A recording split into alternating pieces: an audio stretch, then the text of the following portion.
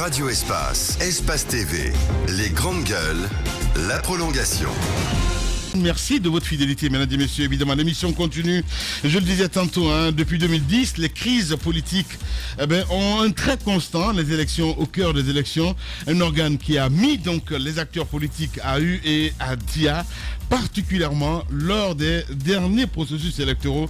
On essaie de comprendre ce matin quel bilan des derniers processus électoraux, quel organe de gestion des élections pour des processus apaisés en Guinée. Mamadi Trouakaba, juriste commissaire à la CENI du Sud, il sera avec nous dans un instant sur Radio Espace. Mais d'abord, on s'intéresse à cet autre sujet, la reprise des classes. Donc c'est ce jeudi pour le département de préuniversitaire. Les élèves de Guinée donc reprennent le chemin de l'école après une session bien remuante. Durcissement donc des examens, réforme importante. L'école guinéenne connaîtra donc quelques nouveautés, de nouvelles filières ajoutées donc à quelques réaménagements pour perfectionner un système qui jusque-là a continué donc à être mis à l'index. Quel bilan des derniers examens nationaux? Quelles sont donc les principales innovations au sein du système? Abdoulaye Diarouga Diallo, vous le voyez à l'écran, notre invité ce matin, directeur national donc de l'enseignement secondaire général et technique. Il répond aux questions des juges ce matin, mon cher Jacques Léwaleno. Bienvenue donc à cette émission. Vous avez bouclé un atelier préparatoire de la rentrée scolaire la semaine dernière à Gamal, et au sortir, vous nous avez annoncé les innovations pour la nouvelle année. Ces filières que vous annoncez au lycée, d'abord la première question, est-ce que c'était en préparation déjà, c'était fait par le Bano, ou alors c'est après lui que les travaux ont été faits pour arriver à cette proposition? Oui, merci. Les filières, c'est depuis 2011 qu'on travaille là-dessus, parce qu'on s'était rendu compte que les 3 options qui sont au lycée ne correspondent à rien aux innovations qui sont à l'enseignement supérieur. Ça ne correspondait pas vraiment aux options, aux différents départements. Donc il fallait revoir ces filières où vraiment les 3 options ne correspondaient à rien. Et c'est pratiquement un enseignement général et un enseignement commun. C'est le nom qui change, c'est les dénominations qui changent, ou est-ce qu'il y a du changement sur les contenus? Oui, le contenu, il faut savoir une chose, c'est qu'on va aller à un tronc commun en 11e année. C'est-à-dire qu'en 11e année, on a un tronc commun, ce n'est pas directement les filières. On va avoir 2 séries. On va avoir une série littéraire et une série scientifique. C'est-à-dire les actuelles options, profil sciences expérimentales et sciences mathématiques, vont se retrouver dans une seule série, la série scientifique. Et les sciences sociales vont être la série littéraire. Bon, c'est en 12e année, effectivement, que les vraies filières vont commencer, parce qu'il y a une orientation à faire entre la 11e année et la 12e année. Les élèves qui sont admis au BEPC à la session 2021 ont été déjà orientés dans les 2 filières. Ce travail a été fait et ils vont se retrouver là qui font ces orientations? Est-ce que vous avez des conseillers d'orientation qui sont de... Bien sûr, une orientation se fait chaque année. Chaque année qu'il y a eu un brevet, il y a eu orientation des élèves. Avant, les élèves étaient orientés sur les fiches de notes, les conseils d'orientation et tout ça. Mais à un moment donné, le service examen, contrôle scolaire et orientation s'occupait de l'orientation sur la base des résultats du BEPC. Je veux une précision. Je suis un peu perdu par rapport au propos de départ. Quand vous dites que les options ne correspondent à rien du tout à l'enseignement supérieur, aidez-moi à comprendre. Ça veut dire que l'option sciences sociales, expérimentales et mathématiques, à l'université, il n'y a pas de cohérence. Il n'y avait pas de prolongement. Ce que je veux vous dire, c'est que l'enseignement supérieur a fait des orientations sur la base des choix que les élèves peuvent porter. Mais les prérequis n'existent pas. C'est pourquoi la plupart des élèves qui finissent la licence, carrément. Si c'est vous qui le dites, moi ça me surprend, parce que vous étiez censé corriger cela. Vous savez les changements qui s'opèrent au niveau de l'enseignement supérieur ne viennent pas du préuniversitaire.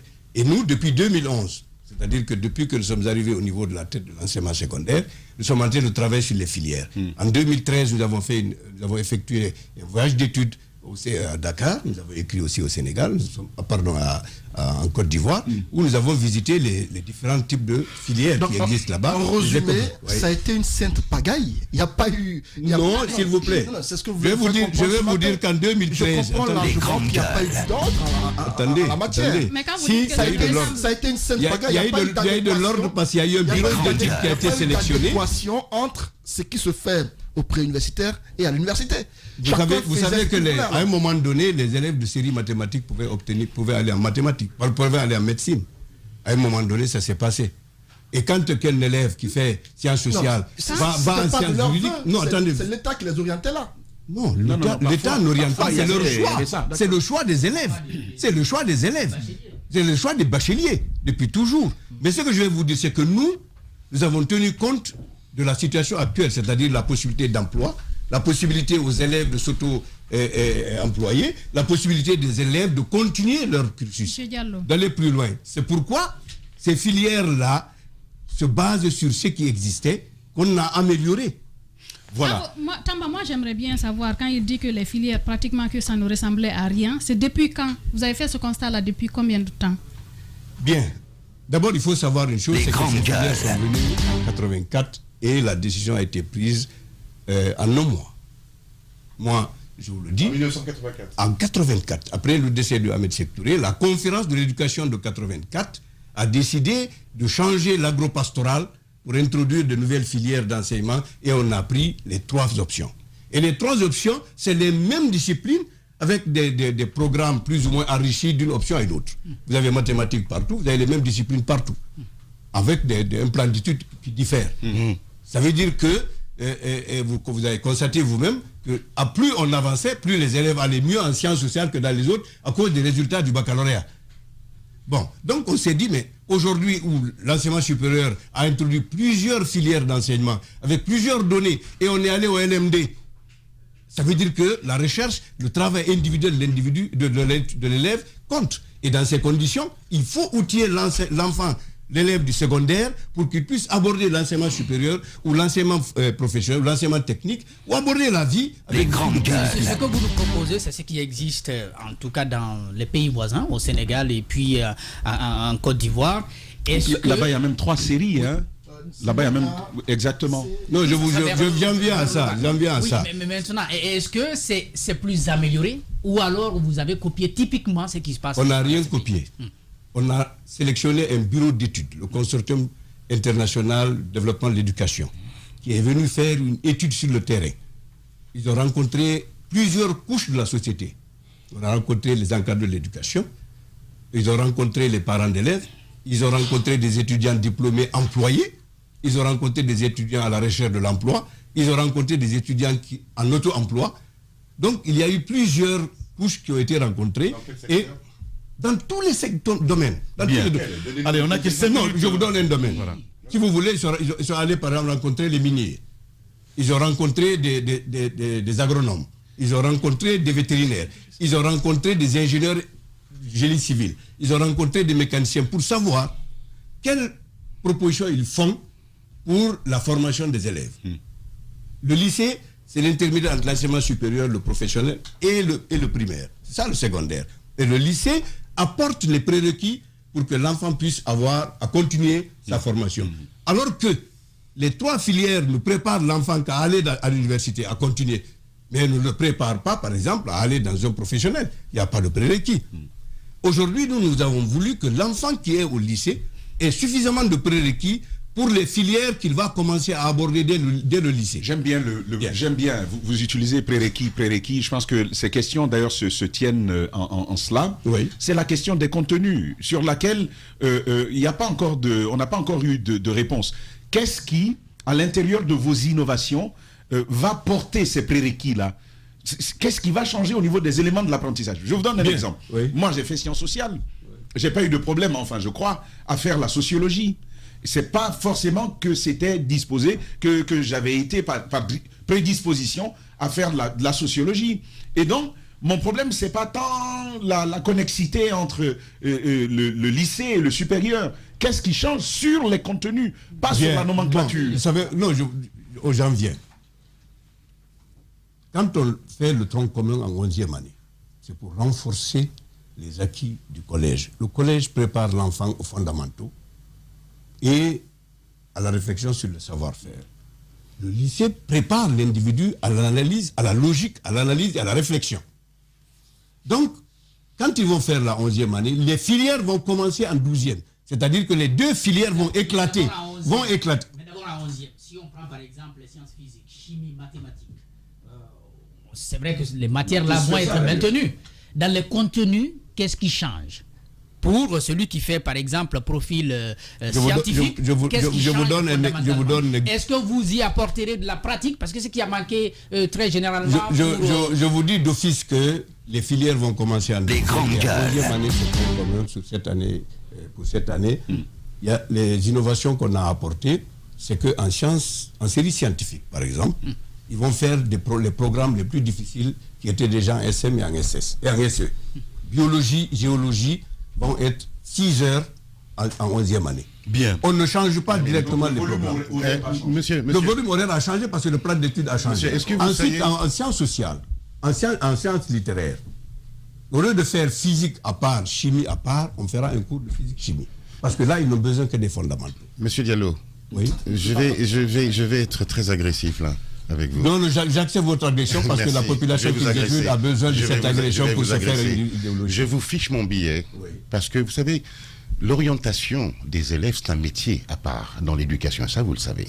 Moi, je vous fiche mon billet que tout le beau discours technique que vous nous apportez, qui est beau, il est magnifique, je vous fiche mon billet que vous, d'abord, vous ne l'appliquerez jamais, et deux, il est inapplicable parce qu'il n'y a pas dans les lycées, je vais vous donner le lycée pour preuve, le lycée Bonfils, dans lequel moi j'ai été, il n'y a pas de gens formés aux orientations. Attendez, laissez-moi juste finir. Non, vous arrêtez pas, vous dites une chose qui n'est pas juste. Laissez-moi finir mon agression. Laissez-moi finir mon agression. Allez, laissez-moi aller au bout de ma bêtise. Je vous fiche mon billet que ça n'existe pas. Bref. Et puis, vous me donnez l'impression de quelqu'un qui a un magnifique discours, vous parlez extrêmement bien, mais qui décidait du haut de votre Olympe, dans vos bureaux là-bas, sans tenir compte du terrain. Moi, je sais aujourd'hui, je vais vous donner un exemple. La philosophie n'arrange pas. Non, laissez-moi, on ne parle pas de philosophie, on parle de concret. On parle de concret, on parle d'emploi. Non, pas de concret. Attendez, laisse-moi finir, Moïse. On parle d'emploi. D'accord. On parle du fait que l'éducation aujourd'hui doit s'adapter aux réalités économiques. Ça c'est philosophique. Non, c'est pas philosophique. Aller à la technique pour que vous compreniez. Vous êtes trop technique parce que non, ce que vous dites par exemple pour l'orientation. Votre technicité n'amène rien. J'ai compris ce que vous voulez dire. L'objectif que nous visons, c'est que l'élève qui quitte le lycée, qui arrive à l'enseignement supérieur, autrement dit, dans la filière où il va, il a déjà une base. Voilà, terminer sur ces prérequis déjà avant d'aller... Maintenant, moi, je vous dis... Non, je vous dis que l'orientation a évolué. Il y a des certifiés de l'orientation, formés par des Canadiens.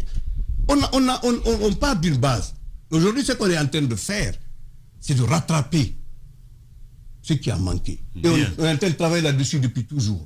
Maintenant, attendez, maintenant, regardez, vous avez l'enseignement général, vous avez l'enseignement technique et technologique. D'accord. Nous allons faire une première réforme dans l'enseignement général. Ce que vous entendez là, c'est l'enseignement général. Dans 2 ans, 3 ans, on va rentrer dans l'enseignement technique où nous aurons 3 filières. Nous allons avoir le série technique de management et de gestion et de management qui va faire la tertiaire. Et nous allons faire les séries F, c'est-à-dire sciences, techniques et informatiques. Où nous allons avoir génie civil, médecine, pardon, pas médecine, je vais dire mécanique, électrotechnique, électromécanique. Est-ce que vous comprenez? Nous ne partirons pas d'un point A à un point B dans un système éducatif en fermant, en mettant à chose tout. Maintenant, attendez, monsieur, je suis désolé. Vous pouvez pas venir nous sortir votre laïus là et puis me dire attendez, expliquez-moi pourquoi. Lamine, tu peux brancher le micro, le micro. Expliquez-moi pourquoi, une question simple. Pourquoi lorsqu'on a construit les hôtels, on a été obligé d'aller chercher des jeunes béninois, des jeunes ivoiriens, des jeunes sénégalais pour venir les construire parce que nos jeunes ici n'étaient pas formés à ça. Vous voulez qu'on revienne sur l'histoire de l'éducation? Non, c'était juste il y a un an. C'était juste il y a un an. On parle d'un an là. Non, attendez. Justement, vous revenez sur le terrain. On est en train d'aller sur ce terrain. L'objectif que nous visons, c'est que dans 2 ans, 3 ans, 4 ans, 5 ans, 6 ans, 10 ans, qu'on ne prenne plus un Sénégalais ou un Malien. Mais pourquoi ça a été le cas? Alors moi, s'il vous plaît. C'est pas 10 ans, moi, qui m'intéresse. C'est pourquoi ça a été le cas. Alors moi, je trouve rapidement, Lamine, que Et quand on veut vraiment sacrifier une génération, on n'a pas besoin de tirer sur quelqu'un. Il faut aller enterrer l'éducation. Quand vous le faites, je pense que vous auriez tué dans les années à venir tout ce pays, toute cette nation. Moi, je trouve que le réveil, il n'est pas tardif si ça permet de bien orienter les choses et d'aller sur de nouvelles bases. Je me rappelle en Côte d'Ivoire, lorsque nous faisions la 6e, il y a des matières comme art plastique, comme musique. Ça, j'ai fait ça au lycée modèle Inagoye de San Pedro. Donc, ça vous prépare déjà... Même du théâtre. Exactement, ça vous prépare déjà à beaucoup de choses. Mais moi, j'aimerais... On avait ici avant le théâtre. J'aimerais alors que, pour que les choses se tiennent, M. Diallo, exactement, pour que les choses se tiennent, est-ce que le réveil que vous avez fait au niveau du secondaire, ce réveil pourrait continuer au niveau de l'élémentaire? Parce que ceux qu'on envoie au supérieur, ce sont des élèves, des bacheliers qui sont un peu perdus. Mais ceux que vous recevez aussi du côté du secondaire, souvent, ce sont des jeunes, puisque vous utilisez prérequis, qui n'ont aucun prérequis. Parce que tout simplement, les choses ne se tiennent pas. Bien, maintenant, ce que je vais vous dire, dans l'atelier préparatoire, nous avons introduit le mode d'évaluation désormais à l'élémentaire. Vous savez, en Guinée, à l'élémentaire, nous avons 3 cours. Le CP, le CE et le CM. Aujourd'hui, les gens ne savent pas comment travailler dans ces différents cours. Le CP, c'est un cours de 2 ans.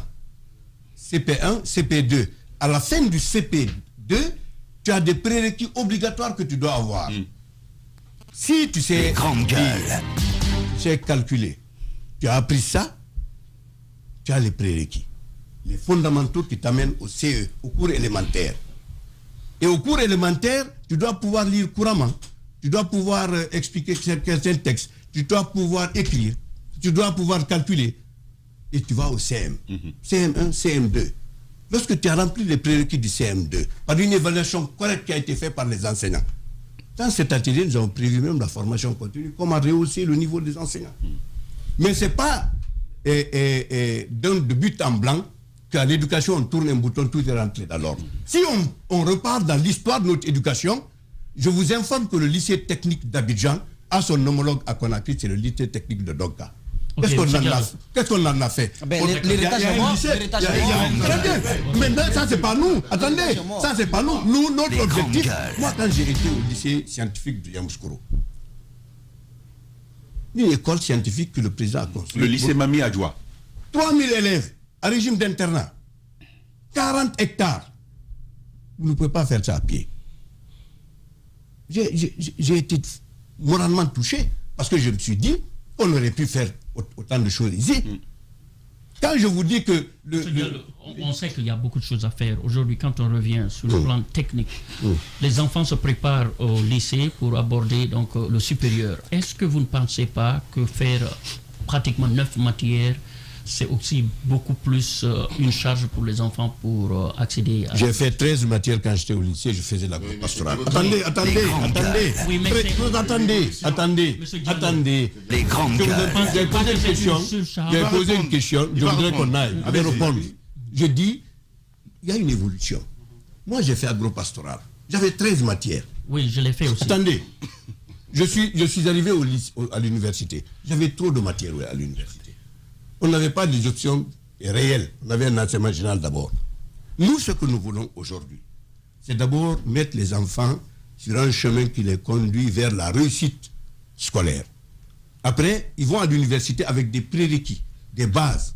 C'est pourquoi je dis, en 11e année, ils font un tronc commun, cette année. Et après, ils vont être orientés sur la base des résultats qu'ils vont avoir en 11e année. Et ceux qui sont déjà en 12e, on fait comment? Non, ceux qui sont en 12e resteront en SE, SM et SS. Ceux qui vont aller en terminale, les 2 années, les 2 promotions-là vont suivre. C'est comme ça. Progressivement. Comme on a fait en 84, lorsqu'on a introduit les 3 filières, ceux qui étaient en agropastoral sont restés en 12e spécial. Bien. Ça n'a concerné que ceux qui étaient au niveau 11e. Voilà, Abdoulaye Diarouga Diallo, il faut le rappeler, un directeur national de l'enseignement secondaire général et technique. Il est notre invité ce matin. Dernière question. Dernière question rapidement en double, monsieur Diallo. On a vu le LMD, comment il est arrivé. J'ai envie de dire qu'il est arrivé en pompe, sans forcément bénéficier de tous les leviers qui pouvaient en faire un succès.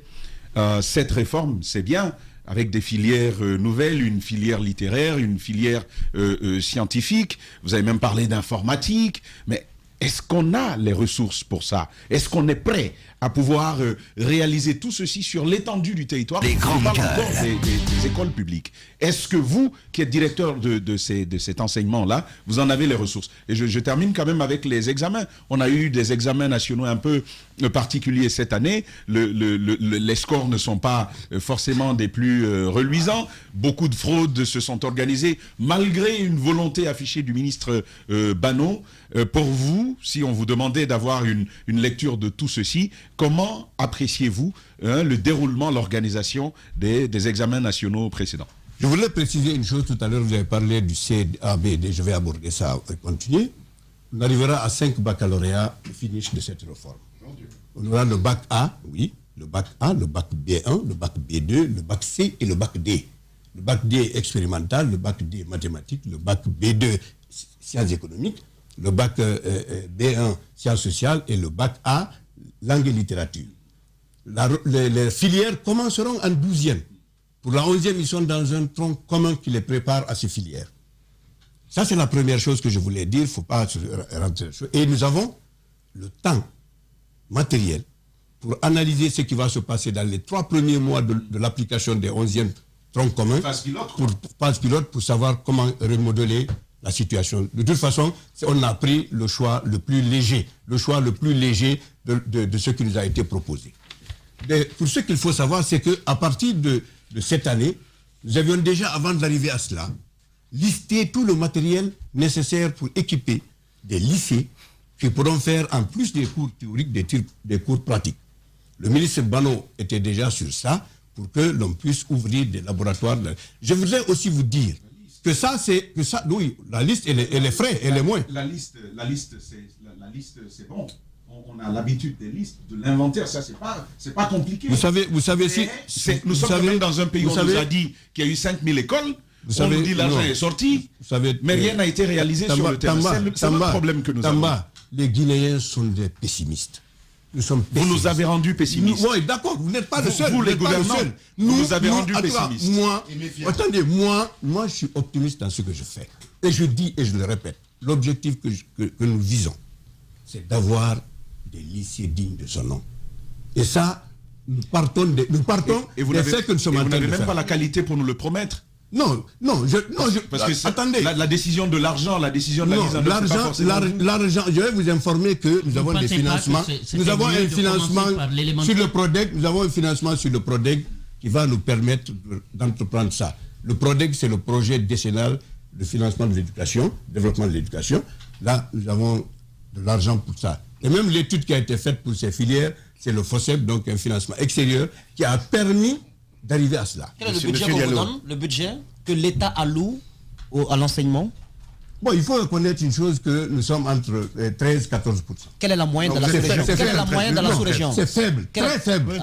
Le budget national, le budget national est très faible en Guinée. Donc, comment réussir de telles réformes? Mais nous avons, si nous ne faisons pas de réformes en attendant seulement le budget national, ça va être difficile. Bien. Nous avons un budget qu'on obtient en plus de ce que l'État donne, que les bailleurs donnent. Je dis, nous avons un PRODEC qui va entrer en ligne. Maintenant, et ce qu'il faut savoir, c'est que cette réforme de tout ce que l'enseignement général, nous préparons pour l'enseignement technique. Voilà. Technologique, je veux dire. Merci beaucoup, M. Abdoulaye Diarouga Diallo, évidemment, que vous allez avoir ce soir aussi sur Espace Radio avec le grand direct de l'actualité. Les GG continuent sur Espace. 24 heures sur 24, au cœur de la Guinée profonde. Radio Espace. Radio Espace. C'est la Guinée. Tous les matins également sur Espace TV, on en vient à ce premier sujet évidemment, je le disais tantôt. Depuis 2010, les crises politiques guinéennes ont un trait constant, les élections. Au cœur donc de ces élections, on essaye de comprendre ce matin, il y a la CENI.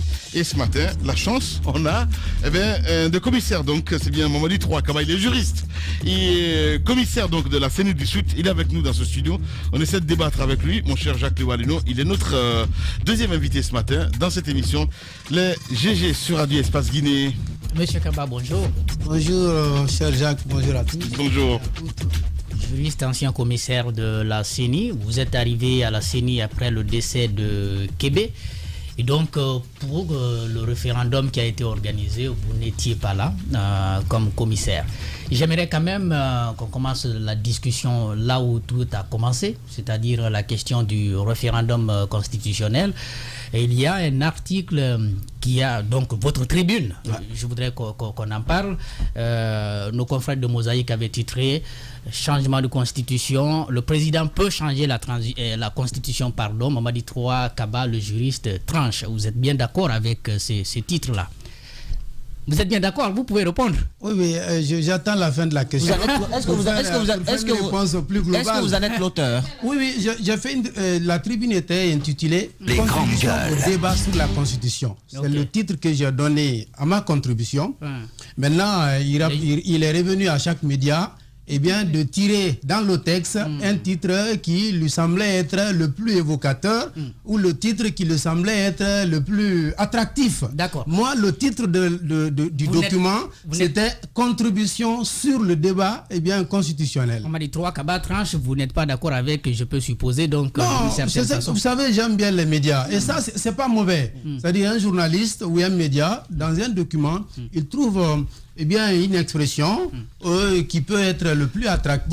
Maintenant la question pour terminer, vous après un argumentaire vaste où vous avez critiqué la Constitution de 2010, où vous avez indiqué les tensions qui étaient dans le pays. Et puis, après avoir remis en cause l'article 51 qui avait été brandi par le professeur Zogbelemou pour justifier ce référendum, vous avez dit que dans un tel contexte de crise politique provoquée ou basée sur des réalités objectives, le président de la République se fondant sur la légitimité, parce que vous aviez dit que c'est le président juste qui était légitime à l'époque, qu'il tire du suffrage universel direct, peut proposer une nouvelle constitution à l'ensemble des citoyens. J'ai envie de vous poser la question ce matin, et ce qui est du constituant, de ceux qui devraient participer à la rédaction, n'est-ce pas, de ce texte. Merci beaucoup, Jacques. Franchement, j'exprime une opinion en vous disant merci pour avoir rappelé un des passages majeurs de cette contribution, et ça montre toute l'impartialité que vous avez, vous journalistes, par rapport à de telles questions. Mais je veux d'abord rappeler que je suis quand même ce juriste qui a à son actif une 60aine de contributions sur le débat dans différents domaines, électoral, social, politique, judiciaire, et des plaidoiries. J'ai fait une contribution qui va jusqu'à une 60aine. Mais bien avant ça, il y a des contributions qui étaient intitulées « Le législateur qui viole la loi ». Lorsque Dr Ousmane Kaba a été évincé de son poste de président de la commission économie-finance, l'honorable Mamadi Diawara. J'ai fait une autre contribution qui portait sur lorsque l'honorable Ousmane Gawal a été arrêté et qu'il y avait des vices de forme dans la procédure, j'ai dénoncé. J'ai fait une autre contribution qui parlait du respect de l'article 38 de la Constitution du 7 mai 2010 qui indiquait que le président doit être au-dessus des partis politiques. J'ai fait tant de contributions. Et pour revenir à cette question, il faut rappeler 2 contributions préalables. C'est celle qui parlait de la suprématie de la Constitution. Les grandes gueules. Et cette contribution disait quoi? Qu'il faut quand même reconnaître à la Constitution le fait qu'elle soit la loi suprême de l'État et que... Permettez, je vais... Vous savez, le temps est là. Je veux juste faire un rappel.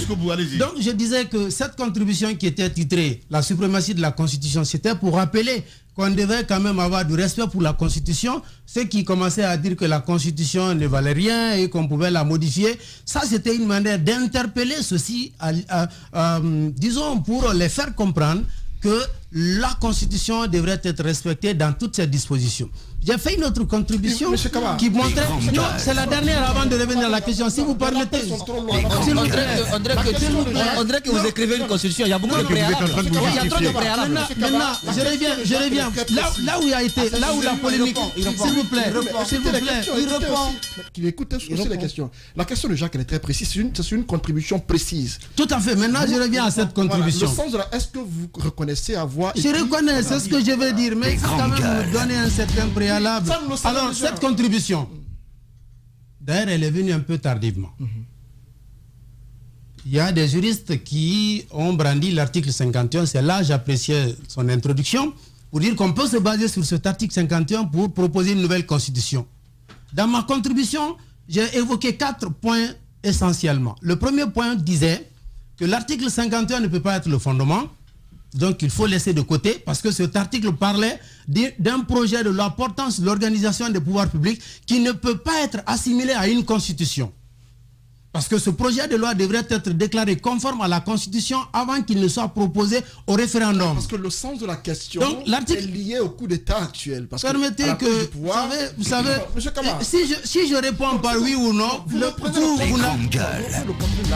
connaissons déjà le sens de l'article. Maintenant je dis, c'était le premier point. Permettez que je donne les 4 points, Antoine. On a beaucoup de sujets à débattre. Le sens de la question, c'est est-ce que vous ne pensez pas que vous avez contribué aussi à cette situation dans laquelle nous sommes? Non, c'est justement ça le problème. Oui. Il faut différencier l'opinion des juristes ou l'analyse des juristes de l'opinion ou l'analyse des politiques. Mais quand le juriste le président à l'époque avait le droit... Attendez. Moi, je vais revenir sur les notions juridiques, justement. Oui, mais le juriste cautionne le politique. Ça, vous ne pouvez pas le nier. Oui, ça peut être assez philosophique, ce que vous dites. Ce que je dis. Le premier point, c'était de balayer l'article 51. Le deuxième point, c'était de rappeler qu'il y a des faits, et c'est ce que Jacques rappelait, une crise qui est portée, soit provoquée ou réelle, une crise qui porte sur des faits réels ou qu'elle soit provoquée, de rappeler ces faits, parce que nous n'oublions pas quand même qu'à cette époque-là, l'opinion était divisée, les acteurs de la société civile étaient divisés, les acteurs politiques étaient divisés, les citoyens eux-mêmes étaient divisés. Dans un tel contexte, là je ne parle plus de la légalité, je parle plutôt de la légitimité. Ces deux notions doivent être bien cernées. Il ne faut pas confondre la légalité à la légitimité. Et vu que la légitimité, le président l'avait à l'époque, il était dans un deuxième mandat, et cette légitimité était tirée du suffrage universel qui ne peut pas être contesté. Et donc, j'ai dit dans la contribution que se basant sur la légitimité qu'il tire du suffrage universel, le président peut proposer une nouvelle constitution. Je l'ai dit. Mais vous savez, ce qui serait une absurdité juridique manifeste, l'absurdité juridique manifeste serait quoi? C'est de nier une possibilité à un président en exercice et de permettre cette possibilité à un chef de la junte. Sauf que le débat... le débat n'est pas là.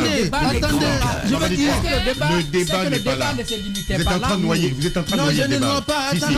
Vous êtes en train de noyer le débat. Le débat n'est pas là. Le débat. En fait, ce que moi je voudrais dire à M. Kaba, est-ce que vous reconnaissez que dans cet article contribue à soutenir la modification constitutionnelle? Parce qu'après les partisans vous ont cité. Justement, c'est là que je dis Jean-Moïse, madame, c'est là que je dis différencier l'opinion politique de l'opinion du juriste. Ce qui est possible juridiquement peut ne pas l'être politiquement. Moi, je suis juriste. Ce que la loi, ce que la légitimité peut permettre, je ne peux pas m'empêcher de le dire. Et c'est ce que, justement, c'est ce qui était la conclusion de cette tribune-là, en disant qu'il ne faut pas penser que la démocratie que nous envions doit être le fait des seuls textes. Il faut de la pratique. Oui, mais là, vous oubliez que le président Alassane Ouattara a proposé une nouvelle constitution. Non, mais attendez, on va pas maintenant la question. Non, mais c'est pour dire qu'il faut éviter de coller aux juristes. Non, monsieur Kaba, reconnaissons qu'en Guinée, qu'il y a des juristes quand même qui endossent quand même cette jaquette-là de légitimité, de légalité. Oui, mais justement, vous savez, à l'époque, madame, que je finisse, vous allez prendre la parole. Vous oubliez que dans la constitution qui a été dissoute, vous parlez de respect des textes, n'est-ce pas?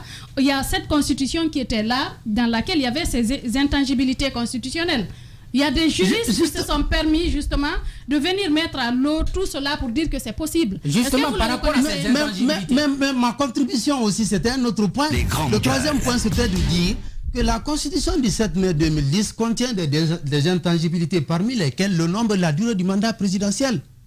Et j'ai fait une interpellation pour dire, attention, au moment où certains disaient que c'était un faux débat, troisième mandat, faux ou vrai débat, j'ai fait une autre tribune pour dire, attention, s'il est impossible de toucher la durée et le nombre de mandats à travers une révision constitutionnelle, mais n'oubliez pas que la proposition d'une nouvelle constitution peut être un autre débat. Et que c'est maintenant que nous devons faire attention. Les Lisez, grands revoyez Il y avait également le débat il y a une en autre lien avec contribution. les textes Mais supranationaux. vous savez ce qui a irrité Les textes certains. supranationaux, Oui. les textes supranationaux Oui. disaient que le temps qui restait pour le président de la République de quitter la magistrature suprême, 6 mois, ne lui permettait pas d'aller justement à ce référendum. Et l'autre chose, et je ramène la question que je posais au départ, le constituant originel, ceux qui devraient participer à la rédaction, d'autres juristes ont dit qu'il devrait être connu. Pourquoi vous n'avez pas amené vos réflexions jusqu'à ce niveau? Est-ce que c'était fait délibérément ou bien ce débat-là ne vous intéressait pas? Non, mais si, ce débat m'intéressait. Mais toujours est-il que c'est qu'il faut qu'on soit capable de dissocier l'analyse du juriste que je suis. Non, mais pourquoi vous ne l'avez pas fait? Mais justement, c'est ce que je dis. Le fait que dans la même tribune, j'ai évoqué d'abord que l'article 51 ne peut pas être une base légale pour proposer une nouvelle constitution. Ça, c'était du point de la légalité. Le fait que j'ai proposé dans la même tribune que la révision constitutionnelle ne pouvait pas permettre de déverrouiller ce nombre de mandats et tout ça on a compris. Mais le débat ne se limitait pas là. Ça allait devant. Mais je disais une chose. Qui rédige la constitution et puis le délai de 6 mois qui ne nous permettait pas d'aller à ce référendum. En tant que juriste, vous auriez pu, n'est-ce pas, à partir d'une autre réflexion. Vous savez, moi je ne fais pas mes contributions. Le problème est que je ne fais pas mes contributions pour qu'elles plaisent à certains. Non, mais c'est pour aider l'opinion. C'est pour aider l'opinion à décider. J'aide l'opinion en disant que si légalement on ne peut pas se fonder sur la constitution du 7 mai pour proposer une nouvelle constitution. Mais attention, la légitimité que le président tire du suffrage universel peut lui permettre de proposer une nouvelle constitution. Je l'ai dit et je l'assume. Mamadi, vous savez, la question de troisième... On a que 10 minutes. Je vais revenir sur cet aspect, si vous permettez. Évitez encore une fois. Évitez encore une fois. Moi non plus. Allez-y, monsieur Kaba. Évitez encore une fois, dès qu'on parle de nouvelle constitution, on pense au troisième. Moi, ce débat de troisième mandat, s'il vous plaît, quand je faisais ma contribution, c'était pour montrer à mes concitoyens que si légalement c'est pas possible, mais c'est la légitimité que le président Thierry peut proposer une nouvelle constitution. Et ça, ce n'est pas l'apanage de la Guinée. Pourquoi vous irritez si on parle de troisième mandat? Pourquoi vous irritez? Oui, non, en France, c'est irritant. Et parce qu'ils ont continué. Vous savez, non, moi je ne suis pas irrité. Monsieur Kaba, je peux en placer une aussi. Alors, vous parlez de légitimité. À quoi on la mesure? La légitimité du président de la République à l'époque pour nous proposer une troisième constitution, une nouvelle constitution. On la mesure à quoi? Je la mesure par l'adhésion. Mais on la mesure à quoi? Je la mesure par l'adhésion des citoyens à son pouvoir. L'adhésion des citoyens. Il était en exercice, il était dans un mandat. D'un point de vue de la légalité, il avait ce mandat. Non, vous savez, la légitimité, je veux quand même que vous me clarifiez là-dessus, que vous nous aidiez à comprendre ce que vous appelez légitimité. On la mesure à quoi concrètement? C'est ce que je dis. C'est parce qu'il était dans un mandat légal. Il a un mandat qui est tiré du suffrage universel. Donc, à partir de là, il a un pouvoir légitime. Et la question de l'égalité qui doit être bien servie ici... Vous savez, sur la légitimité, on sera bien d'accord de s'accorder pour dire tout simplement que un président bénéficie d'une certaine légitimité quand il est accepté.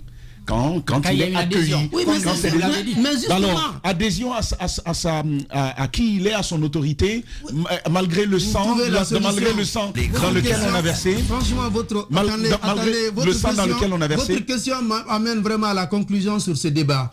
Vu que l'opinion était divisée, on ne peut pas nier ça. Allez. Vu que les acteurs étaient divisés, qu'est-ce qu'il faut pour départager? Qu'est-ce qu'il faut? Il faut aller au référendum. Et vous nous avez dit. Et moi, ma contribution n'était pas d'inviter à tout ce qu'on peut imaginer. C'est parce que j'ai compris vous avez que suivi, légalement, Monsieur on Kaba, se fonde sur une disposition qui ne tient pas. Mais on ne doit pas oublier, que ce qu'on peut permettre à une autorité de la on l'a entendu. On ne peut pas le nier à une autorité qui est dans un mandat légal. On va avancer, ça on l'a entendu. Ce que je veux ajouter, on a entendu ça. Non, vous n'avez pas encore entendu ça. Non, attendez. On va poursuivre. Je vais le répéter. Non, on va poursuivre. Pour une dernière fois, permettez, pour une dernière fois. Je voulais moi aussi juste terminer ça. Pour une dernière fois, je ne vais pas vous laisser temps. Pour une dernière fois, ce serait de l'absurdité juridique manifeste de permettre une possibilité ou de donner un pouvoir à une gente. En 2010, qu'est-ce qui a permis à la gente de proposer une nouvelle constitution? Parce qu'il y avait de la légitimité. Il y avait une adhésion à leur pouvoir. Non, sauf Il que serait donc, sauf il que allait le être président donc- était limité. Le président, et je rappelle encore les 6 mois. Je dis que 2010, la constitution du 7 mai 2010, qui l'a proposé? Alors, Non, je parle peux de la dernière constitution. Le président, jeune. le président Est-ce que Alpha vous savez Condé que la Guinée, était aussi limité. la Guinée n'est pas Mais est-ce que vous êtes d'accord? Est-ce que vous êtes d'accord Je- qu'avec les textes supranationaux, ils ne pouvaient pas nous proposer cette constitution? Ça aussi, c'est une question. Aucun texte supranational ne l'interdit. Attention, attention. Ok. Qu'est-ce qui est dit? Prenez la parole Que dans sur les les 6 6 mois, mois, sur les dans 6 les mois. 6 mois qui précèdent, on ne peut pas procéder à la réforme des lois sur les élections. Aucun texte ne peut interdire l'adoption d'une nouvelle constitution. C'est ce que je voulais dire. Est-ce que vous savez que la Guinée n'était pas sa est-ce dernière? que vous avez La première suivi constitution le était président du de la 10 Cour novembre suprême? 58, la deuxième constitution le 14 mai 82, la troisième le 23 décembre 90, la quatrième le 7 mai 2010. C'est pour dire Est-ce une que vous fois avez encore. suivi le président de la Cour suprême Oui. à la dernière investiture du président du CNRD? Vu que vous évoquez la question de la légitimité, on aurait pu le ressentir dans les urnes, mais le président de la Cour suprême à l'investiture du président Mamadi Doumbouya est revenu sur le fait que les élections qui ont conduit à l'adoption de la nouvelle constitution et même à l'élection du président Alpha Condé pour un 3e mandat étaient des élections qui n'étaient pas qui étaient biaisées. Et biaisées, mais c'est encore mieux. Mais il y a un terme plus fort. Il a clairement mis sur la place publique le fait que c'était illégitime et tripatouillé. Quelle est votre réaction là-dessus, vous qui étiez à la CENI? Est-ce que le président Alpha Condé a vraiment été élu? Oui, cette réponse, elle est sans embâche. Oui, il a gagné, il a été élu. Maintenant, je reviens sur ce qui a été dit par le président de la Cour suprême. Pour que j'ai du respect, il faut quand même dire que cette élection du 18 octobre 2017, d'ailleurs, ça fait 1 an aujourd'hui.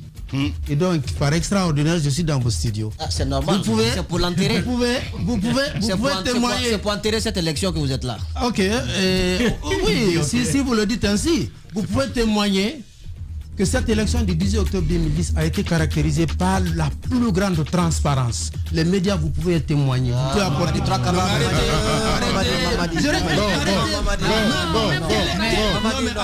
au moins il a su. Il y a tellement de choses à dire sur cette élection. Attends. Non, moi, tout ce temps, Arrêtez, je vais répondre, Lamine. Merci à vous tous. Merci à Mohamed Diaby à la réalisation de cette émission, à Kabine Condé, à toute l'équipe à la régie. Dans un instant, les infos avec la rédaction politique de Radio Espace et sur Espace TV. Aïssa Toussane vous attend avec le 19h45. Prenez soin de vous. À demain. Au revoir.